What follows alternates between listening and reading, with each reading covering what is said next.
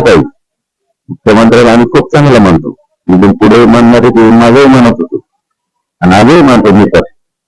परंतु त्यांचे असे लोकांना घेऊन दिल्लीला आता मुंबई संपली, आता दिल्लीपर्यंत घेऊन चालले.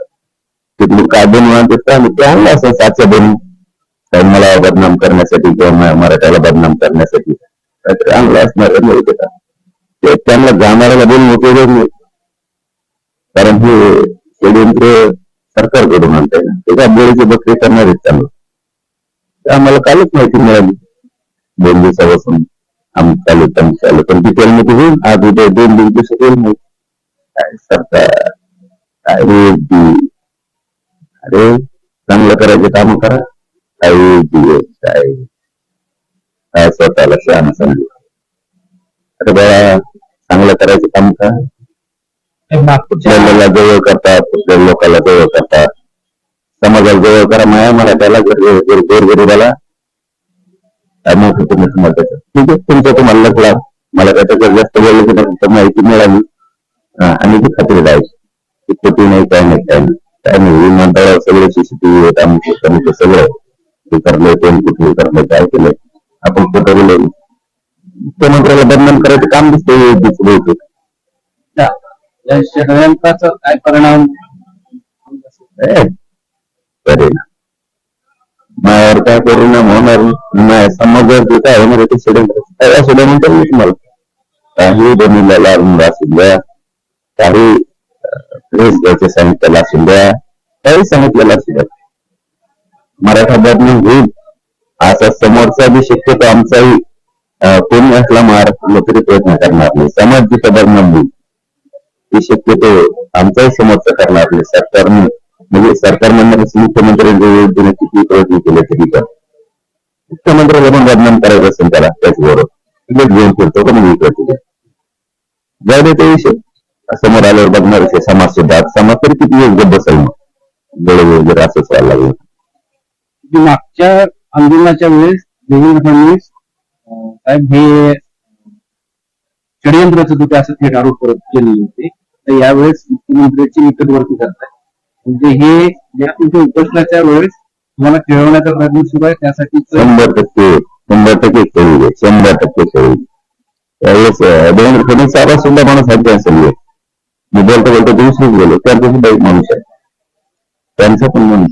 आता माया पाटील कोण झालं, माया समाजाच्या पाठीलाच कोण झाला माणूस फोडायचा, घेऊन जायचा आणि ते करायचं.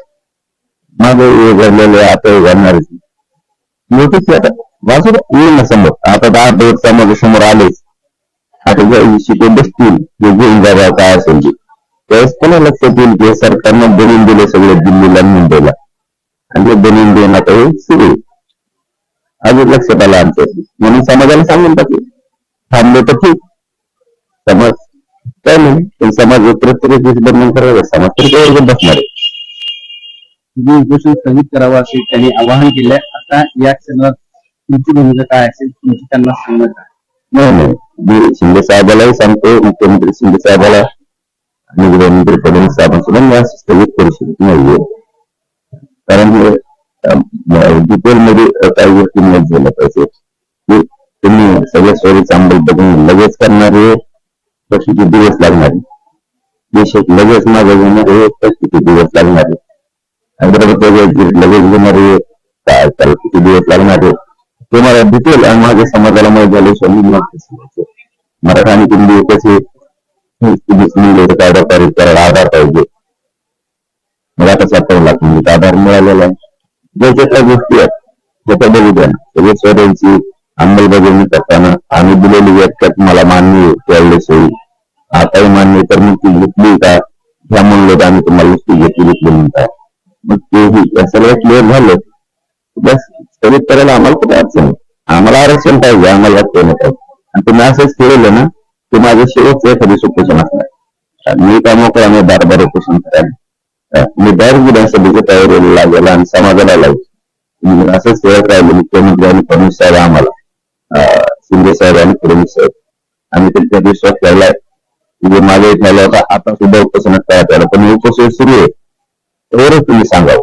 आणि एकदा जर उपोषण थांबलं तर मी पुढे ऐकणार नाही. मी डायरेक्ट आणि माझा समाज आम्ही विधानसभेच्या तयारी लागणार, फिरून बदलायचं नाही आमच्या नावा. आता षडयंत्र रचलं जाते असं सांगताना USD आणि मुख्यमंत्री उपमुख्यमंत्र्याचा एक माणूस आहे. नेमका तर मराठीला प्रश्न पडेल की USD कोण आहे, ते तुम्हालाही कळलं असेल. समाजालाही माहिती आहे. माझ्या 15 लाख वाटायला कोणचा USD निघाला होता. हमेशा मध्ये मध्ये देव कोण कोण करतो थांबा ना, नावच घेऊ आणखी पुढचं षडयंत्र लक्षात घेतं. जर पुढचं षडयंत्र त्यांनी थांबलं तर मग कशाला नाव घ्यायचं, नाही थांबलं तर धडाधड नाव घेऊन ती नाव आलं आमच्या पिशी घेऊन पाळणारे. परत मिनिस्टरच्या गाड्यात त्यांना वापरायला दिल्या फिरायला, तेही तिथं चालू. कोणत्या मिनिस्टरच्या दिल्या काय नाही आता ते माहिती येईल आमच्याकडे. जर पुढचं दिल्लीला जाऊन काय भाखळा स्वतः तयार केलाय काय केलाय एकदा सांगायचा जर प्रयत्न केला तर धडाधड नाव घेणार आम्ही.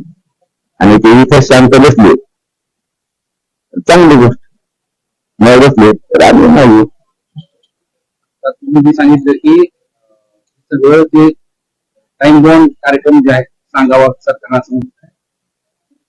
ते प्रत्यक्ष येऊन त्या काय तिथून पत्र पाठवलं तर किंवा लेखी दिल्यानंतर मागे घेणार त्या संदर्भात प्रत्यक्ष चर्चा झाल्याशिवाय कसं, त्यांच्या मंत्रिमंडळाचे लोक कोणी येऊन प्रत्यक्ष चर्चा केल्याशिवाय कसं मराठ्यांनी विश्वास ठेवायचा. पण आम्ही आंदोलक येत आम्ही हमेशा विश्वास ठेवतो आणि सरकारवर विश्वास ठेवणं काम असतं आंदोलकाचं. मुख्यमंत्र्यावर विश्वास ठेवणं, मुख्यमंत्र्यावर विश्वास ठेवणं, सरकारवर विश्वास ठेवणं आंदोलकाचं काम असतं. आणि आम्ही विश्वास ठेवला करायचं तर नाही केलं आम्ही तेवढे दिवस करू पोषक आम्ही तरी किती दिवस करणार. कारण तुम्ही जामीन दिली जर आम्हाला मारा निघाला असतात लागते विधानसभेच्या तयारीला गोरगरीब सगळ्या मराठी सगळ्या जाती धर्माला सगळ्या जाती धर्मात लोक आमच्या सोबत. माझा प्रश्न असा आहे की तुम्ही जे मुद्दे सांगितले सरकारला आता या प्रेस कॉन्फरन्सद्वारे, तर त्यांनी इथं प्रत्यक्ष येऊन तुमच्याशी चर्चा करावं, टाइम बॉन्ड द्यावं आणि मग त्यानंतर तुम्ही या उपोषणासंदर्भातला निर्णय घेणार या प्रत्यक्ष गेलो ना मी सुद्धा प्रत्यक्ष चर्चा केल्यावर असं लांब उद्या आणून घेतात. सगळा एवढा मोठा विषय माझ्या आयुष्याचा भविष्याचा प्रश्न तिकडे लांब उद्या आणून घेतात. प्रत्यक्ष चर्चा करून घेऊ. माझं म्हणणं बाबा प्रत्यक्ष चर्चा करून तुम्ही विषय गोडी बोलावून होता तयार नका करू.